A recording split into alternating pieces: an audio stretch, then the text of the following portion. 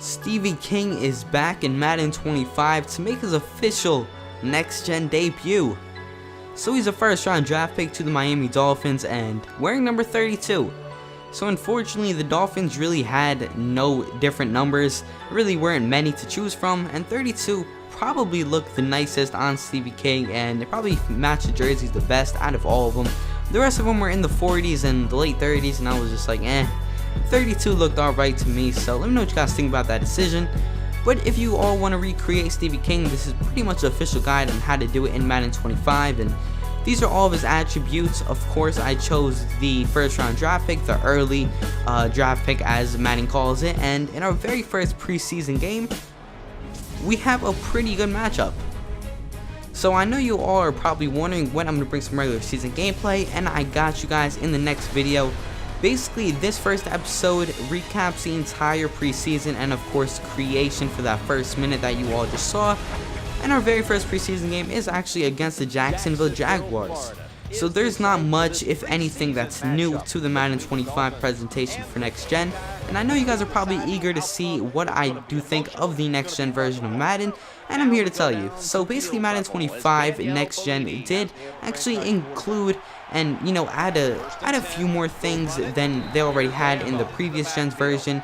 One of them is a true step, another one is the war in the trenches, I believe it's called, basically where linemen are more realistic and they block a lot more realistic, and they block more accordingly to how they do in real life. Now the true step makes it very difficult for a running back like myself to do what I wanted to. We're all accustomed to just running around and making very sharp cuts with no realism to it all in previous Maddens. As you guys can see right there, I was trying to cut back and my guy was literally cutting back as you would in real life, and that is part of the true step. It's very hard, as you guys see right there. It slows your guy down, and it's just, you can't necessarily do the things you want to do. And the reason I'm saying that is because in the past few Maddens on previous gen, we've been able to do exactly what we want to do at the snap of a dime. It was just as soon as we press the button, boom, it happens. Say we're in an animation, we can just press a button to get out of it. That's how previous gen was, and next gen is a lot different than that.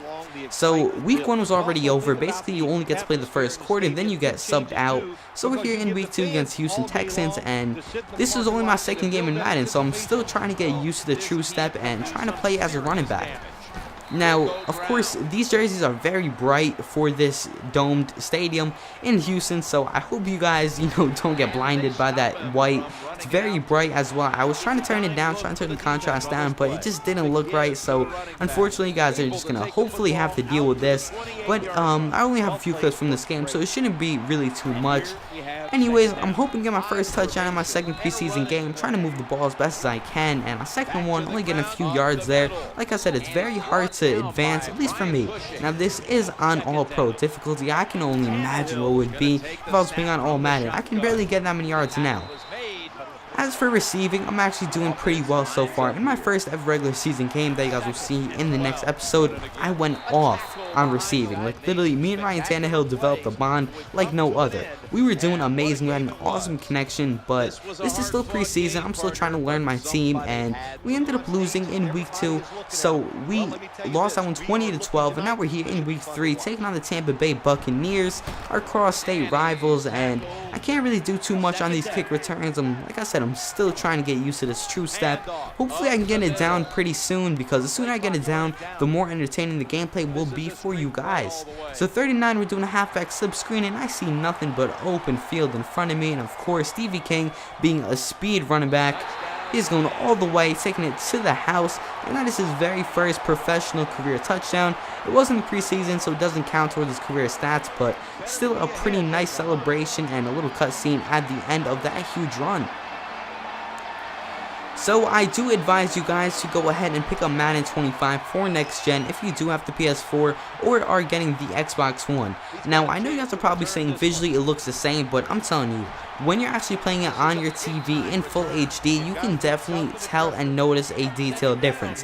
It just doesn't look different because of YouTube's quality and their encoding, but I promise you guys, get the game and you all will see for yourselves. It's a lot more detailed, it's a lot more enhanced, and I'm sure next year for Madden 15 or whatever they decide to call it, the graphics will be even better, hopefully on something like NBA 2K14 standards. Now that may be raising the bar a little bit too high, but you never know. With next gen, these game developers aren't limited at all. They can do whatever they need to do. They can expand their game and their graphics as much as they want. So in week 3, we ended up getting the same result. We lost again, same exact score, 20-12. So week 4, we're taking on the New Orleans Saints. And this was actually a pretty fun matchup. You know, it didn't really last too long. Like I said, you only get to play the first quarter in preseason, but it went alright. I did okay, and here we go on the kick return to start this game off. I'm trying to take it back, and I'm trying to bounce to the outside, but I do get met by a Saints defender.